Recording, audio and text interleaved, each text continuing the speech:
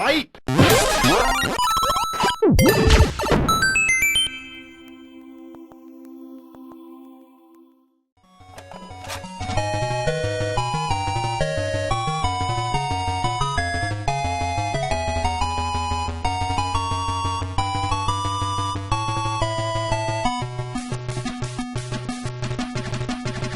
King's Valley is a platform puzzle game from Konami released for the MSX computer in 1985.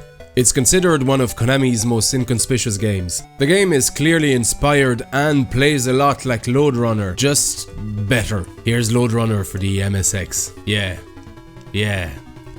In fact, rumor has it that King's Valley was a Lode Runner license gone slightly rogue, for it borrows elements from other games such as Pac-Man and introduces a few interesting gameplay mechanics as well. You see, as a kid, Lode Runner was always a bit obscure. Don't get me wrong, it was a good game, but on the MSX it always felt clumsy and awkward, and I always thought it was missing something, like how did we end up here and why? Instead, King's Valley takes place in the pyramids and puts you in the shoes of intrepid and notorious British adventurer from Manchester, Vic, who's travelled to the Valley of the Pharaohs in search of the mystery jewels. The main goal of the game is to collect all the jewels in a level in order to open the door to the next pyramid, all the while evading conveniently color-coded mummies. Typical pyramid stuff really. We've got white mummies and red mummies and yellow mummies and blue. And because some of the jewels are under a few layers of rock, you're gonna have to dig a lot. Now, I know you're thinking to yourself, Ollie, you just described Lode Runner. Well, maybe so, but there's more. For a start, King's Valley directly borrows elements from Pac-Man. Now, these mummies won't simply let you grab their jewels. Hey, not cool! Anyway, they're not just wandering around the pyramid aimlessly. No, they're looking for you. And like the ghosts in Pac-Man, each has a different behavior. For instance, the white mummies are just happy roaming about, apparently aimlessly thinking about existentialist stuff. I wonder if trees can see us move. Now the blue ones will show a little bit more focus and determination and will follow you. Pink and yellow mummies will actively chase you and are faster, especially up and down stairs. As for the red ones, well, they can be described as just pure evil bastards. They do all of the above, but they trick you, they jump, they change direction, sometimes while you're trying to jump over them, they're just more aggressive and change patterns when you think you have them figured out. Evil red bastards. Chance is with you though, as throwing knives are lying around everywhere in what must be the least tidy pyramid in the world. They provide a much needed respite against the mummies. However, like in Pac-Man, it's only for a few seconds as the mummies will magically respawn right where you killed them, so don't linger. Now the jewels themselves are not simply lying there waiting to be taken. Well, some of them are. But as you progress through the levels, they become less and less accessible. Some need platforming to get to, others are hidden behind one-way doors, but more often than not, you're gonna have to dig. Luckily, ancient Egyptian architects were kind enough to leave pickaxes lying just about everywhere in the pyramid. We'll just assume these are from previous less fortunate explorers. Dozens of them. Anyway, these pickaxes must be made of the weakest alloy known to man because while the daggers last forever, each pickaxe can only be used once and will mysteriously disappear once used. Vic can dig through 2 layers of rocks. He can also break rocks directly in front of him if there's no rock underneath you. Which I don't get. What's he standing on here? What? Huh?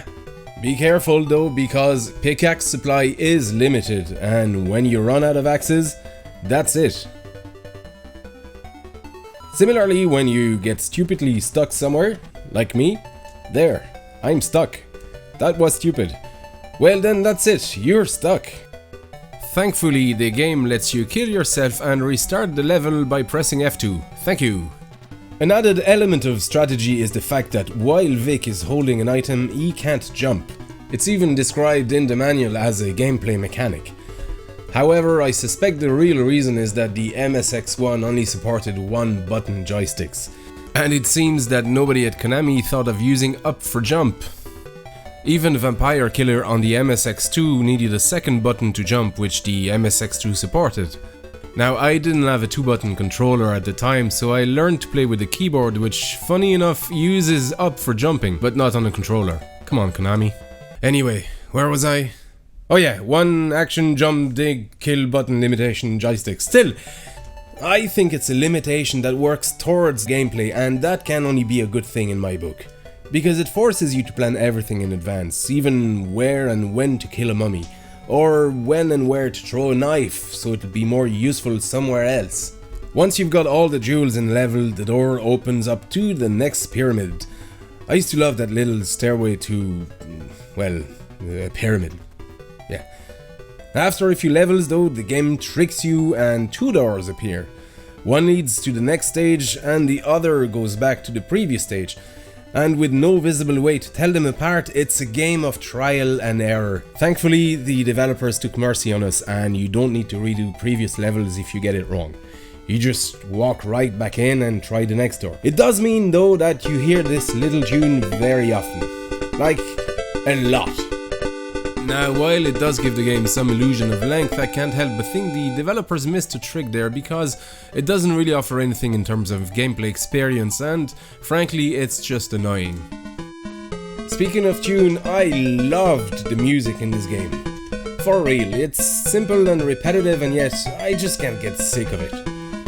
Although I think it drove my parents crazy back then.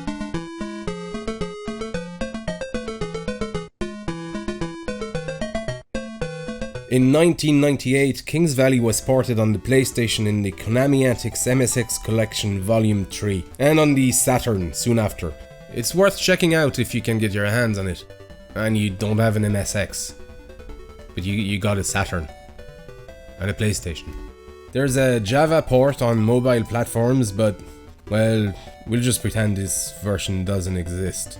Also worth noting is a Sinclair ZX Spectrum version that was made in 2009. It looks unsurprisingly like a Sinclair game, but the gameplay looks just as good, and personally I like the fact that they used sprites from Kings Valley 2, which we'll cover in another episode.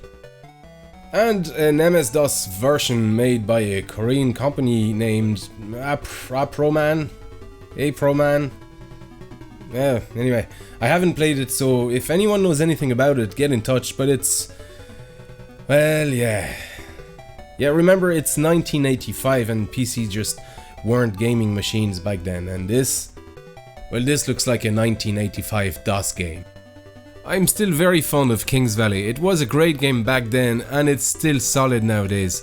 The controls worked really well, although I would definitely recommend using a keyboard instead of a controller, but that's really up to you. The game gets difficult early on though, and it'll require a bit of thinking on your part, and some amount of self-control because the mummies can be quite infuriating. But overall it's a fantastic game, and I found myself replaying it while recording this video.